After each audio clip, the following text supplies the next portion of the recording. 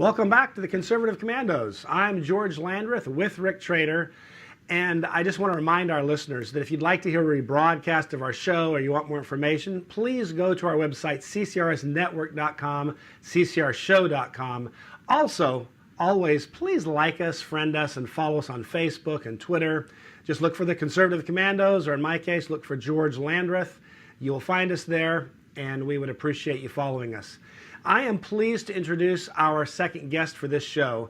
That is Lieutenant Colonel Daniel L. Davis. He is a retired member of our armed forces. He was in the Army. He is now a senior fellow with Defense Priorities. Now, he served in the U.S. Army for 21 years, and he was deployed into combat zones 4 times, beginning with the Operation Desert Storm in 1991. And then in Iraq in 2009 and Afghanistan twice. He's been awarded the Bronze Star for Valor. He's received another Bronze Star. He has worked in defense, foreign affairs, and social issues, and has been published in the New York Times, CNN, The Guardian, which is in the United Kingdom, U.S. News and World Report, Time, Politico, many other publications. So you've probably heard from him before. He's been a guest here before. But in his 21 years of service, he also had the duty to be a U.S. advisor in South Korea to their army, and that's why we have him here on the show today. So, welcome, Lieutenant Colonel Davis, back to the Conservative Commandos. Yeah, thanks for having me. I look forward to being on your show today. Absolutely. Let's start this conversation off discussing some of the challenges that the Trump administration faces in trying to forge a workable, enforceable agreement with North Korea. Well, that's going to be a pretty long list of things. There's many things that are weighing in it and against that. Not the least of which is the history of the North Korea and United States relations, especially since they started even making any headway on producing a nuclear weapon back in the early 1990s. Then through the agreed framework in 1994, and then several other summits that they've had with South Korea that made the impression that things were getting better, all the way up through this one right here. So we have a long history of North Korea trying to exact concessions that it can get, whether that's commodities, whether that's oil, whether it's lifting of sanctions, whatever the case may be. They want to get that for the least price as possible while maintaining their deterrent that they have against the United States. And the issue with Kim Jong-un is he needs some kind of assurances that his security and his regime will maintain its viability and he'll not be attacked by the United States. So the biggest question is, can President Trump provide any kind of assurances, or does Kim Jong-un have enough trust that whatever the deal would be, that he will be maintained in power? So the real question is there anything that President Trump can say that's going to get Kim Jong-un to willingly give up this nuclear arsenal that he's been working feverishly since 2011 when he rose states? So the biggest question is, can President Trump provide any kind of assurances, or does Kim Jong-un have enough trust that whatever the deal would be, that he will be maintained in power? So the real question is there anything that President Trump can say that's going to get Kim Jong-un to willingly give up this nuclear arsenal that he's been working feverishly since 2011 when he rose to power, to completely give that up and then basically trust his security to either his conventional forces or to any trust or goodwill that we have? And I got to tell you, I think that the chances of that are pretty low, because of what has happened to Gaddafi, what has happened to Saddam Hussein, what has happened in several other places where we pursued regime change, which some of that's now coming back to kind of to bite us and making it difficult for us to have a deal right now.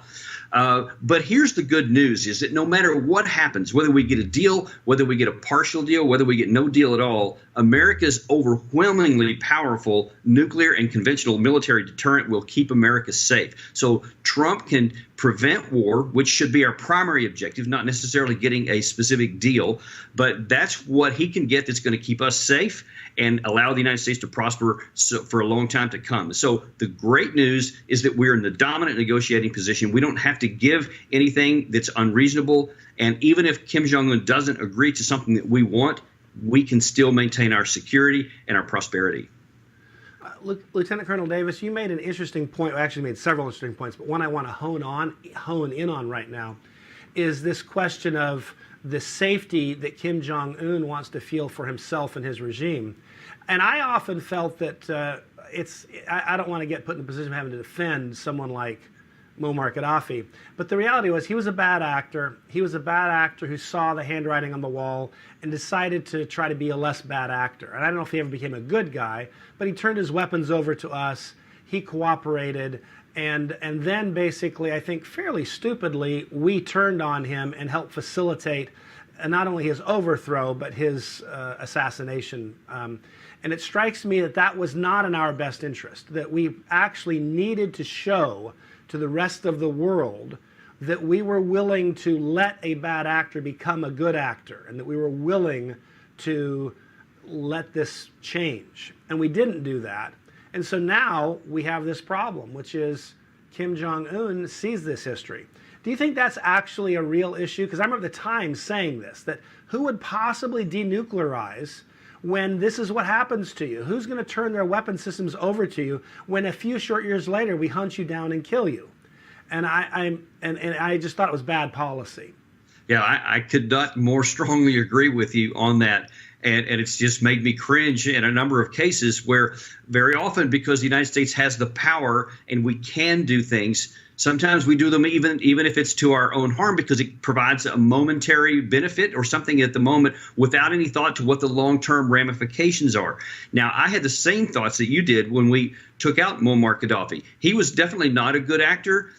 He was still a bad person, certainly domestically, but we had him totally contained within his country, and he was not going to be a threat to anyone outside the borders.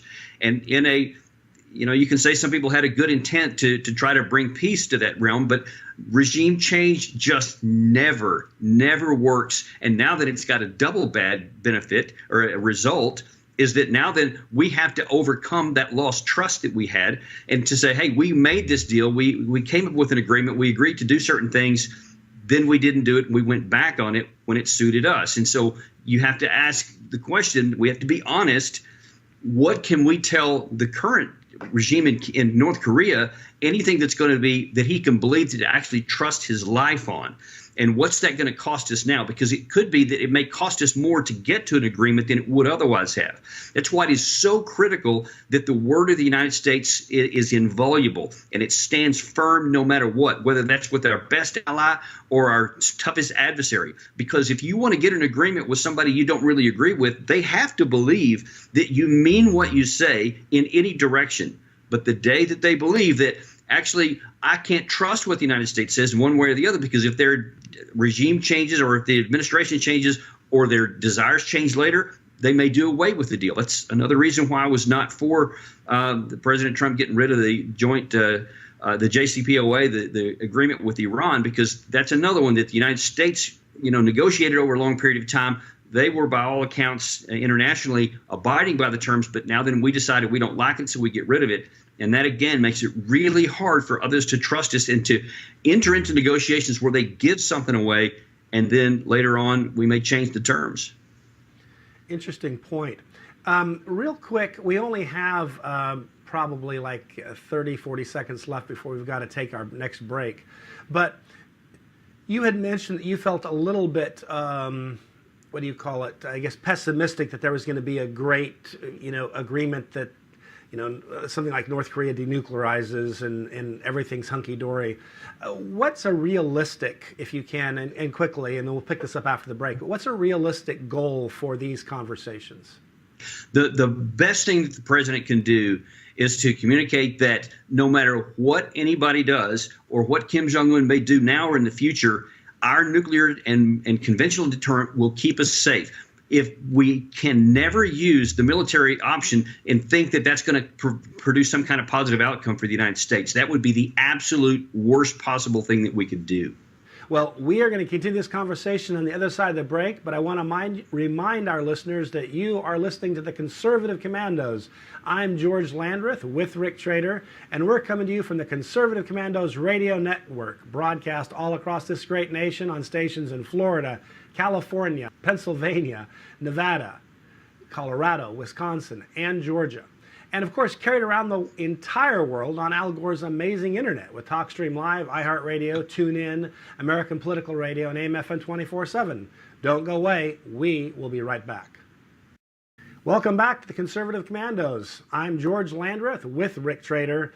We've been talking with Lieutenant Colonel Daniel L. Davis. He, of course, is retired, served 21 years in the military. He's been in combat, received Bronze Star for valor. He is now working with a think tank and looking at international issues, defense issues, as you well might imagine. And we have been talking about North Korea. Before the break, we got robbed a little bit of time, and I kind of forced our friend to answer, I guess, quickly because of that. And I want to make sure that I didn't rob you of the opportunity to give a complete answer. So with that, let's go back and look at that question of what's a realistic expectation and what should our priorities be. Obviously, it'd be nice if we could have an agreement where North Korea agrees to give up its nuclear weapons. It actually does that. It does it completely and totally and stops testing and stops firing missiles and so forth. But that strikes me as that's the grand slam home run. And that'd be awesome if we can do that. But I think it might be a mistake to assume that if we don't get that, that it was a complete waste of time and a failure. So what would be some other benchmarks that might be good outcomes that we should be hoping for and that the administration should be aiming at? Yeah, I think, man, you really set that up perfect. That's exactly what I believe in there. It would be really good if we could come out with a complete CVID outcome where they get rid of all their weapons, as you say, and the threat to the United States is removed. That would be fantastic. But I think we have to realistically look at it that at least in the foreseeable future, probably measured in years, that's probably not going to happen. Because it's very unlikely that after all the work that Kim Jong-un has done since 2011, that he's just going to hand that over in a failed swoop and just hope that everything works out good for him. But here's the great thing. That's not necessary for American vital national interest to be protected and for our security interest to be ensured. So what President Trump can do is go into these talks and say, hey, I'm willing to discuss this. We want to work towards denuclearization, just like you've said in public. But here's the thing. I'm not going to compromise on the security of our country at all. And our military deterrent is overwhelmingly the most important thing, because the good thing about what helps President Trump out here is that Kim Jong-un has said many times that he wants to improve his country.